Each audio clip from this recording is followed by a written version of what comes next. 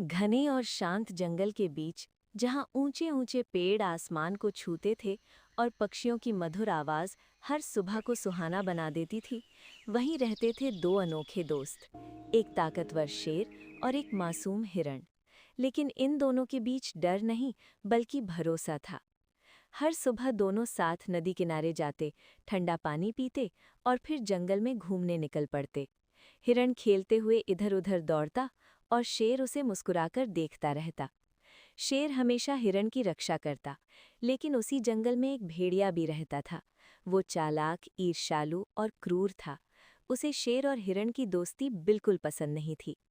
एक दिन भेड़िया झाड़ियों के पीछे छुपकर उन्हें देख रहा था। दोपहर का समय था। शेर पानी पीने नदी की ओर गया हुआ था और हिरण अकेला जंगल में हरी घास खा रहा था। अचानक झाड़ियों में तेज आवाज हुई। हिरण कुछ समझ पाता उससे पहले ही भेड़िया उस पर झपट पड़ा। डर के मारे हिरण पूरी ताकत से भागने लगा।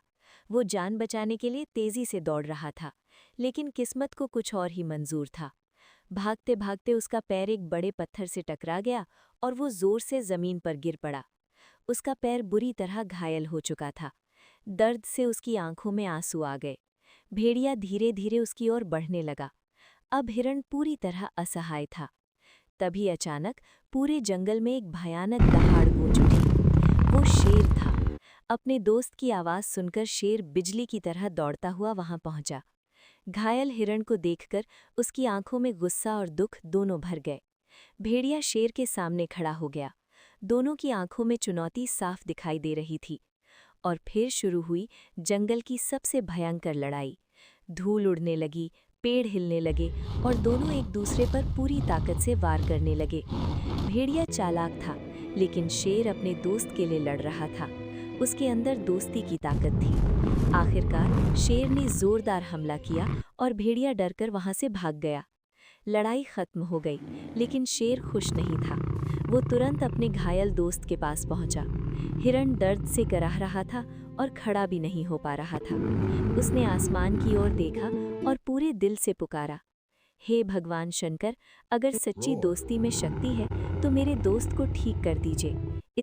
आसमान में तेज प्रकाश फैलने लगा और दिव्य रोशनी के बीच भगवान शंकर प्रकट हुए। पूरा वातावरण पवित्र ऊर्जा से भर गया। भगवान शंकर मुस्कुराए और बोले, सच्ची मित्रता सबसे बड़ा धर्म है।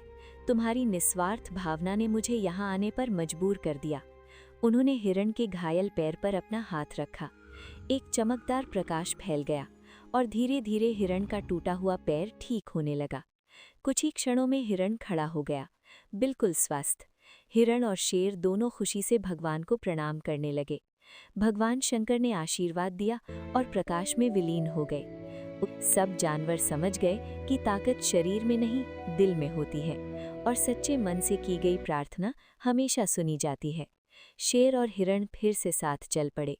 इस बार उनकी दोस्ती पहले से भी ज्यादा मजबूत थी और जंगल में हमेशा गूंजती रही एक सीख, सच्चा दोस्त वही होता है जो मुश्किल समय में कभी साथ ना छोड़े।